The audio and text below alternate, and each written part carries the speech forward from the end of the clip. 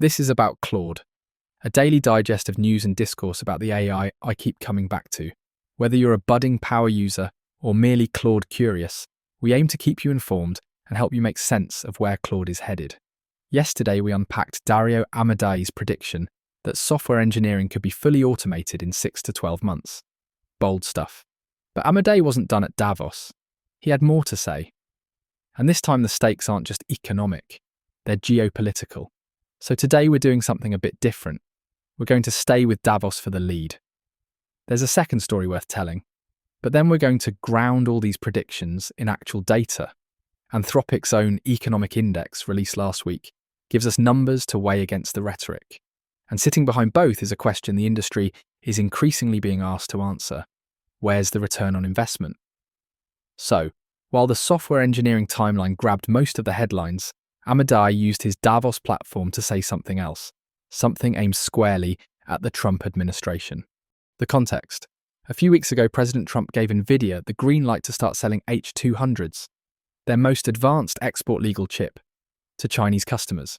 In return, the US government takes a 25% cut of the revenue. It's a significant reversal of the export controls that previous administrations had put in place specifically to slow China's AI development. Amodei's response in front of an audience of world leaders and CEOs. I think this is crazy. It's a bit like selling nuclear weapons to North Korea. Now, Amodei has been hawkish on China before. At last year's Davos, he warned about 1984 scenarios, or worse, referring to the Orwell novel, not the year. He's consistently argued that the chip embargo is one of America's few remaining advantages in the AI race. What's notable this time is the directness and the framing. Nuclear weapons, North Korea. This isn't corporate hedging. It's a CEO of a major AI lab publicly telling the administration it's making a catastrophic mistake. He pointed to statements from Chinese AI company CEOs who've said explicitly that the chip embargo is what's holding them back. They explicitly say this, Amodei noted, the implication being, why would you remove the one constraint that's working? What I find interesting here is the two-front picture that emerges when you put yesterday's episode and today's together. On one front, Amodei is warning about economic disruption, jobs, skills, the transformation of software engineering. On another front, he's warning about strategic competition, the race to AGI, the national security implications of who gets there first. And in both cases, there's the same underlying message. This is moving faster than institutions are prepared for. Whether it's workers adapting to new tools or governments adapting to new geopolitical realities, the window is shorter than people think. But here's the question that's been nagging at me since yesterday. How much of this is actually happening right now, in measurable ways? And how much is projection, extrapolation, Davos stage scenario painting? Which brings us to the data. Last week, Anthropic released the 4th edition of their economic index. This is their attempt to move beyond speculation and actually measure how Claude is being used in the real economy. 2 million conversations, split between consumer use on Claude.ai and enterprise use through the API. Most of the data comes from November 2025, predominantly using Claude Sonnet 4.5. The headline finding that's been circulating: AI currently augments about a fifth of tasks across the US economy. Not in the future, now.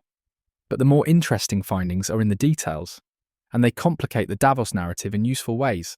In earlier research, Anthropic estimated that widespread AI adoption could boost US labor productivity growth by 1.8 percentage points annually over the next decade.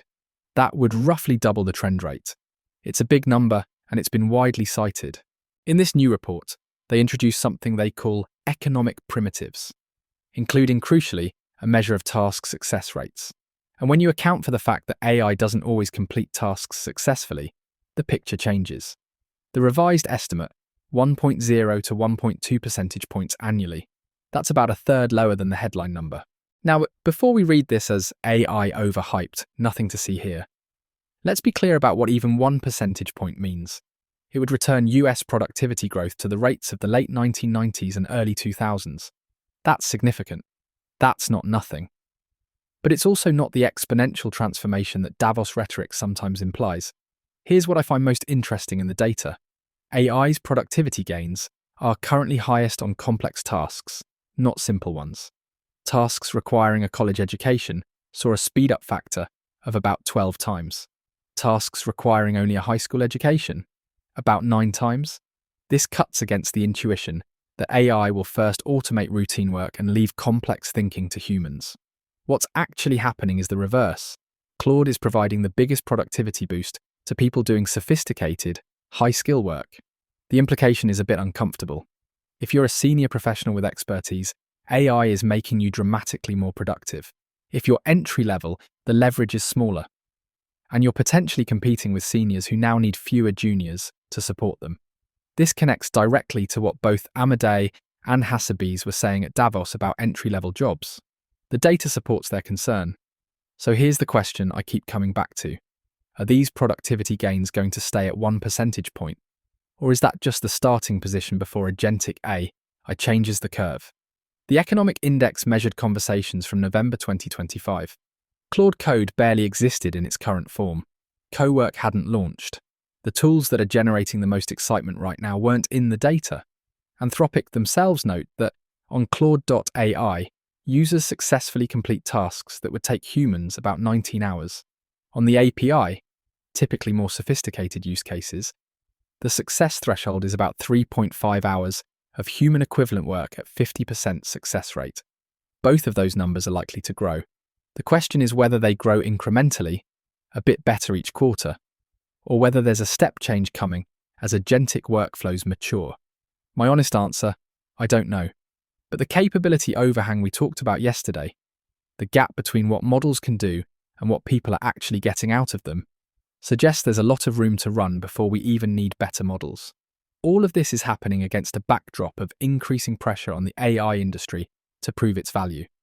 Venki Ganesan, a partner at Menlo Ventures, put it bluntly in an interview with Axios. 2026 is the show me the money year for AI. Enterprises will need to see real ROI in their spend, and countries need to see meaningful increases in productivity growth to keep the AI spend and infrastructure going. Big tech is projected to spend over $500 billion on AI infrastructure this year. Data centers, chips, networks. That's not a number that can be sustained on hype alone. At some point, the revenue has to justify the capex. James Brundage from EY captured the shift. Boards will stop counting tokens and pilots and start counting dollars. And this is where I think the Davos predictions and the economic index data start to talk to each other in an interesting way. Amodei is describing where he believes the technology is headed. Full automation of software engineering, Nobel-level capability in multiple fields. The economic index is measuring where we are right now. Meaningful productivity gains, but with reliability constraints, and with adoption still far from universal. The distance between those two pictures is significant, but it's also potentially the distance that gets closed quickly once agentic tools hit their stride. That pressure to prove ROI might actually be healthy. It forces a reckoning with what AI can reliably do today, rather than what it might do in a demo. It rewards companies that figure out how to extract real value, not just generate impressive benchmarks. The transformation is happening, but it's happening at a pace that humans and institutions can, at least for now, track. What to watch for in the coming months? First, whether the agentic tools, Claude Code, Cowork, their competitors, start showing up in the data. If the economic index 6 months from now shows dramatically different numbers, that's a signal. Second, whether this pressure produces a shakeout or a surge. Some companies will fail to prove ROI, others will crack the code on extracting real value. The gap between winners and losers is likely to widen.